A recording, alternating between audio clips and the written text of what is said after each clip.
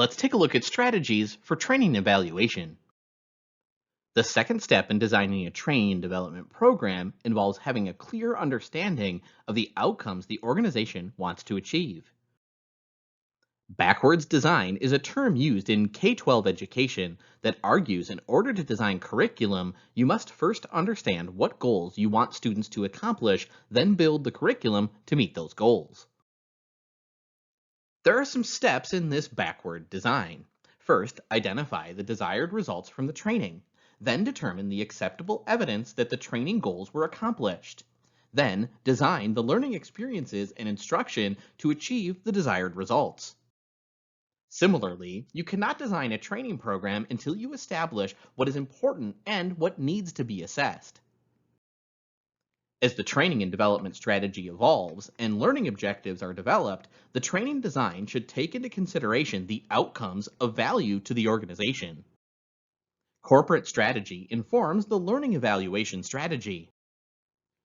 Whether the imperative is customer satisfaction or improved internal manufacturing process, training design should ensure the outcomes from the training have the greatest impact on the company's strategy. Sometimes the things we need to measure are not easily measurable. The link between training programs and return on investment is not easy to quantify because of the lag time between training and its long-term impact. We also need to consider whether to do the training in one or multiple locations to assess effectiveness. Is it sufficient to train one group of employees and assess their knowledge after the training? We need to follow some principles. Focus on high priority learning areas.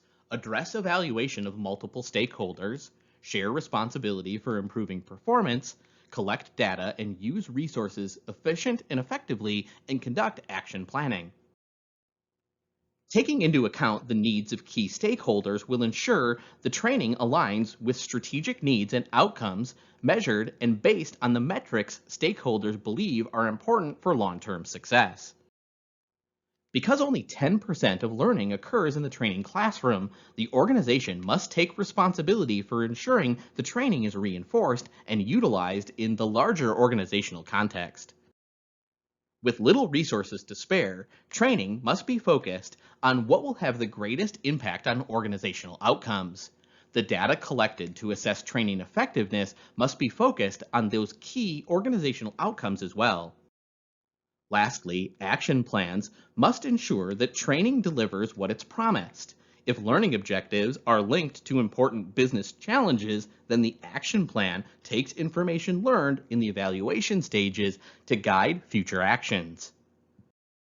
This could include beginning one kind of training while ending another, relocating funding to address new challenges unearthed, or putting greater funds into ensuring training activities are properly reinforced and supported. Training needs will change as business needs change, and the training strategy, along with what will be evaluated, will change as well.